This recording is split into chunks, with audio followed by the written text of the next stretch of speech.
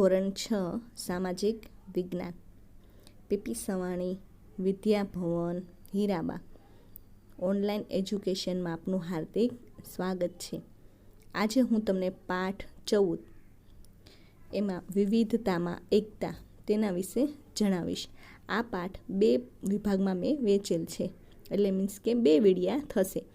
તો પહેલા વિડિયામાં હું તમને વિવિધતાની સમજ, એમાં ધર્મ, ભાષા, સાંસ્કૃતિક, વિવિધતામાં એકતા, એના વિશે હું બધી માહિતી આપીશ. અને બીજા ભાગમાં વિવિધતા અને સમાનતાના પ્રયાસો, છોકરા છોકરી વચ્ચેનો ભેદભાવ, સ્ત્રી પુરુષ વચ્ચેનો ભેદભાવ, એના વિશે હું તમને માહિતી આપીશ. તો સ્ટેપ બાય સ્ટેપ બધું માહિતી મળે તો ધ્યાનથી સમજજો. વિવિધતામાં ની સમજ. તો આપણો દેશ વિવિધતા ધરાવતો દેશ છે. ધર્મ, ભાષા, જાતિ અને આર્થિક અસમાનતા સાથે વિવિધતા ધરાવતો આપણો દેશ વિશ્વમાં અનોખી ઓળખ આપે છે. એટલે કે ધર્મમાં અલગ છે, હિન્દુ મુસ્લિમ બધા ધર્મ આપણા દેશમાં છે. ભાષા, ઘણી બધી ભાષાઓ આપણેમાં છે. જાતિ પણ ઘણી બધી છે. તો આ રીતે આપણો દેશ વિશ્વમાં અલગ રીતે ઓળખ એટલે ઓળખાણ કરાવતો દેશ છે. ખોરાક, તહેવાર, રીત રિવાજ અને પોશાક ઉપરાંત સમાજ જીવનમાં ભિન્નતા જોવા મળે છે. આપણા દેશમાં એકતા અને સમાનતા માટે આપણે શું કરી શકીએ તે અંગે હવે આપણે જોવાનું છે. તો ખોરાક, બધા આપણા દેશમાં ઘણા બધા ધર્મવાળા લોકો રહે છે, છતાં પણ બધાના ખોરાક પણ અલગ અલગ છે. તહેવાર, બધા જ તહેવાર આપણા દેશમાં ઉજવાય છે, હિન્દુ મુસ્લિમ કોઈ બી જાતિના લોકોના, બરાબર. તો આ રીતે રીત રિવાજ, ખોરાક, ધર્મ પ્રમાણે રીત રિવાજ હોય છે. પોશાક પણ અલગ અલગ છે, જે તમને આ ચિત્રમાં તમને દેખાય છે, બધાના પોશાક અલગ અલગ હોય છે. તો આ રીતે એકતા અને સમાનતા, બધા જ આપણે તહેવારો ઉજવીએ છીએ હળી મળીને, એટલે એકતાએ રહેલી છે અને સમાનતા જોવા મળે છે.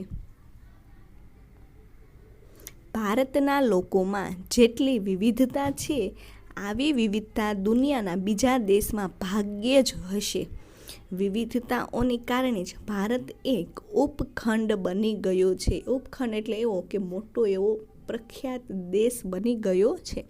આપણા દેશમાં કાશ્મીરથી કન્યાકુમારી સુધી અને ગુજરાતથી અરુણાચલ પ્રદેશ સુધી, આ ચિત્રમાં તમને દેખાય છે, ઉપરથી લઈને નીચે કાશ્મીરથી લઈને કન્યાકુમારી, અને ગુજરાત ડાબી સાઈડ ગુજરાત છે, તો ગુજરાતથી લઈને અરુણાચલ પ્રદેશ સુધી ભારત દેશમાં અલગ અલગ બધા ધર્મ, જાતિ, પોશાક બધું જોવા મળે છે.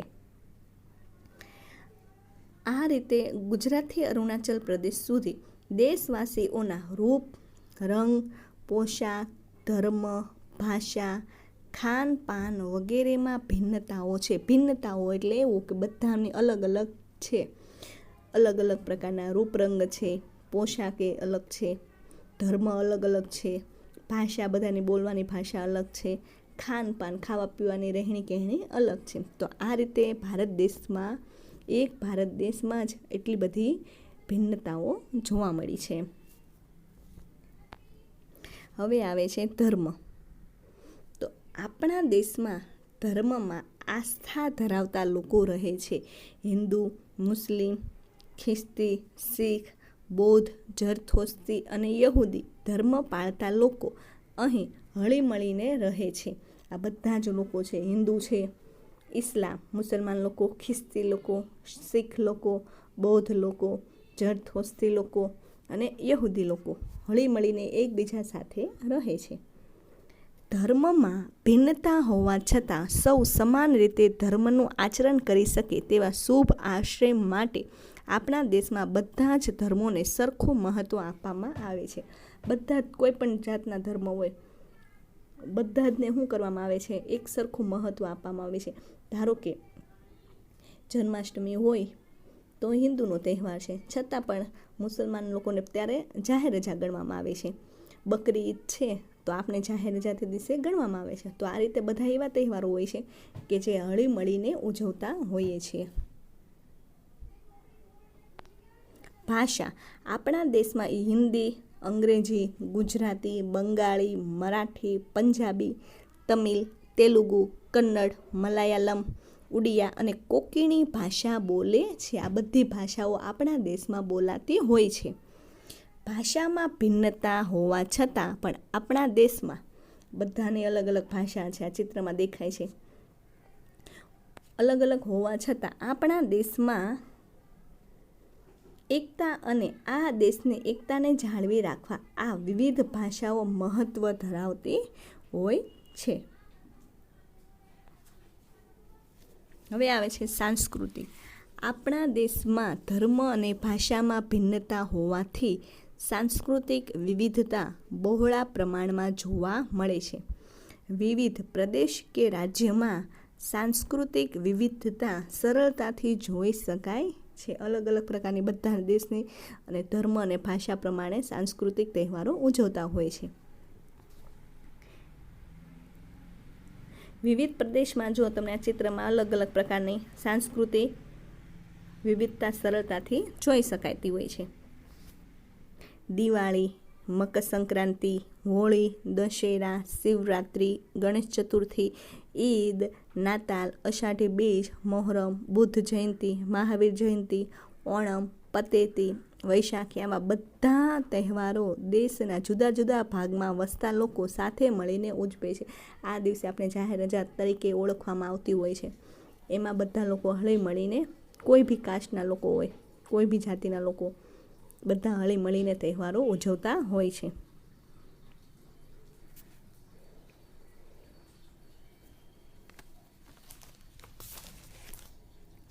વિવિધતાઓ સાથે પ્રજાના ખાન પાન, પોશાક, રહેઠાણ, માન્યતાઓ, રીત રિવાજ વગેરેમાં પણ અનેક પ્રકારની વિવિધતાઓ રહેલી હોય છે.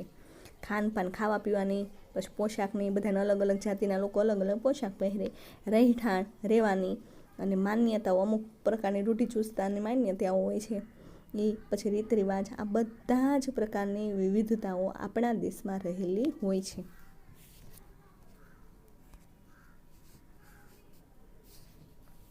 સ્થળની આબોહવા, ભૂપૃષ્ઠ, ખેતી અને જંગલો વગેરેમાં વિવિધતાઓ દર્શાવેલી હોય છે. ભૌગોલિક બાબતોને કારણે દેશ વિવિધતાવાળો બન્યો છે. શિયાળો, ઉનાળો, ચોમાસું પ્રમાણે ઋતુઓ પ્રમાણે તહેવારો ઉજવતા હોય છે. એટલે એ પ્રમાણે ભૌગોલિક વિવિધતાઓ પણ ધરાવતો દેશ બન્યો છે.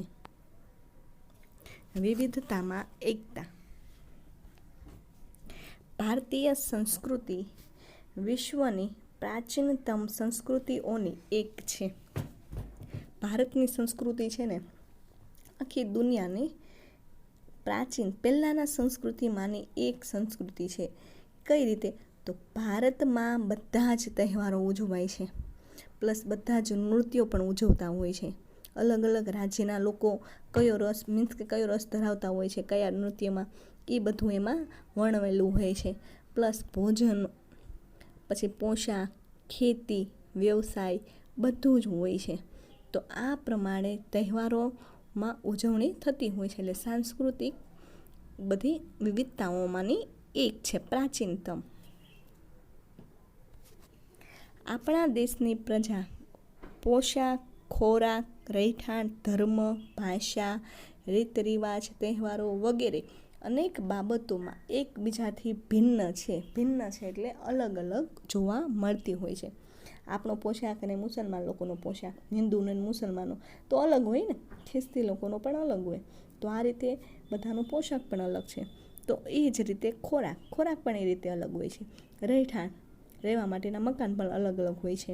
ધર્મ, આપણે જઈએ છીએ મંદિરમાં તો મુસલમાન લોકો જાય છે મસ્જિદમાં. તો આ રીતે અલગ અલગ લોકો અલગ રીતે ધર્મમાં માનનારા છે. ભાષા એટલે આપણી ભાષા, મેં તમને આગળ કીધું ને કે ગુજરાતીથી લઈને ઘણી બધી ભાષા છે. અંગ્રેજી, હિન્દી, પંજાબી, તમિલ, તેલુગુ, કન્નડ, મલાયાલમ, ઉડિયા, કોંકણી આવી ઘણી બધી ભાષા ભારતમાં બોલાતી હોય છે. છતાં દેશવાસીઓના ભાવાત્મક એકતા જોવા મળે છે. વિવિધતામાં એકતા એ આપણી સંસ્કૃતિની આગવી વિશેષતા છે. વિશિષ્ટતા એટલે એવી કે આગવી ઓળખ આપે છે. એટલે જ ભારત દેશમાં લોકો ઉત્સાહી હોય છે એમ બધી જ રીતે એમ. જુદા જુદા ધર્મો અને ભાષાઓ તથા જાતિઓના લોકો પોતાના રાષ્ટ્ર માટે પ્રેમ, સન્માન, દેશ માટે ત્યાગની ભાવના તથા તાદાત્મ્યની લાગણીઓ એક સમાન ભાવે અનુભવે તેને રાષ્ટ્રીય એકતા કહે છે. આ રાષ્ટ્રીય એકતાથી રાષ્ટ્રનો આર્થિક, સામાજિક, ઔદ્યોગિક વગેરે ક્ષેત્રોમાં વિકાસ થાય છે. વિવિધતાઓની વચ્ચે લોકો શાંતિ, સલામતી અને સમૃદ્ધિની પ્રાપ્તિ કરે છે. બધા લોકો હળીમળી રહે એટલે બધી જ રીતે શાંતિ છે, સલામતી પણ છે અને સમૃદ્ધિ પણ. એટલે ભારત દેશમાં સમૃદ્ધિ પણ ખૂટતી જ નથી, અખૂટ છે. તેથી જ ડૉક્ટર રાધાકૃષ્ણને કહ્યું કે જો આપણે એક રાષ્ટ્રના રૂપમાં જીવિત રહેવું હશે ને તો આપણે સૌએ રાષ્ટ્રીય એકતાની આવશ્યકતા સ્વીકારવી જ પડશે એમ.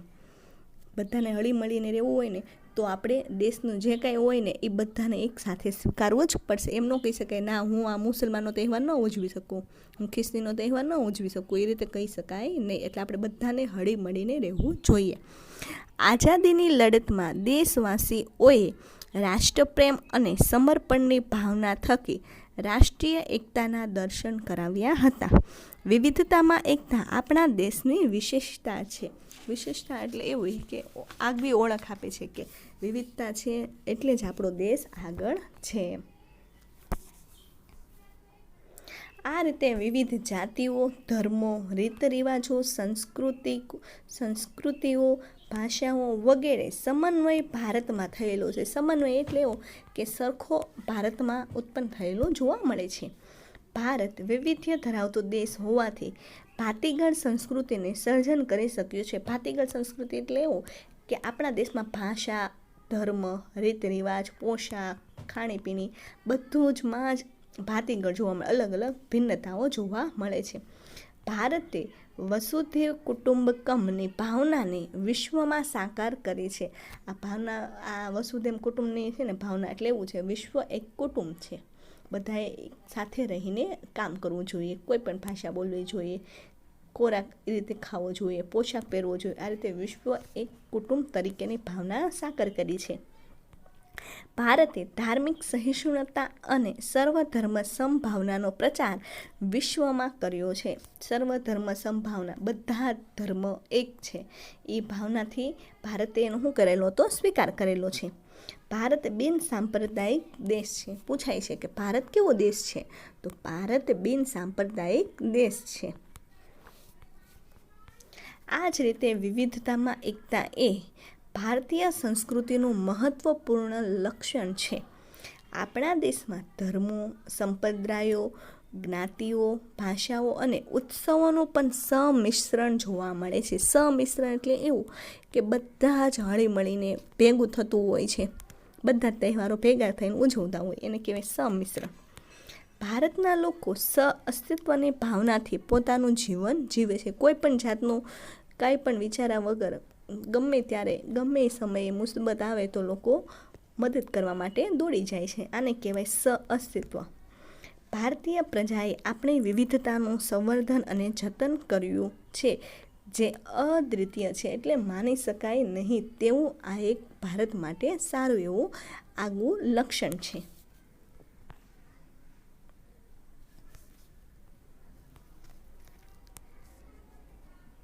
દેશમાં આવા જુદા જુદા ભાગના લોકો વસતા અલગ અલગ પ્રકારના નૃત્યમાં પણ કેવા હોય છે?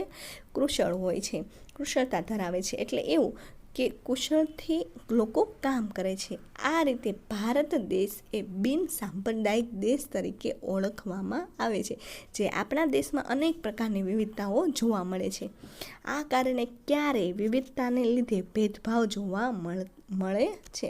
ક્યારેક મળી શકે, પણ દર વખતે ભેદભાવ જોવા મળતા નથી. પારંપરિક સમાજ જીવનમાં વ્યવસાયને આધારિત પણ વર્ણ વ્યવસ્થા પણ જોવા મળેલી હોય છે. આ રીતે આજનું અહીંયા વિડીયો હું તમને પછીનું જે આવે છે એ તમને હું પાર્ટ 2માં એટલે ભાગ બીજામાં વિવિધતા અને સમાનતાના પ્રયાસો તેના વિશે હું માહિતી આપીશ. એમાં હું તમને ડીપમાં સમજાવીશ કે આપણા દેશમાં કઈ કઈ પ્રકારની વિવિધતાઓ જોવા મળે છે. તો આઈ હોપ તમને મારો વિડીયો લેક્ચર પસંદ આવ્યો હશે. Thank you.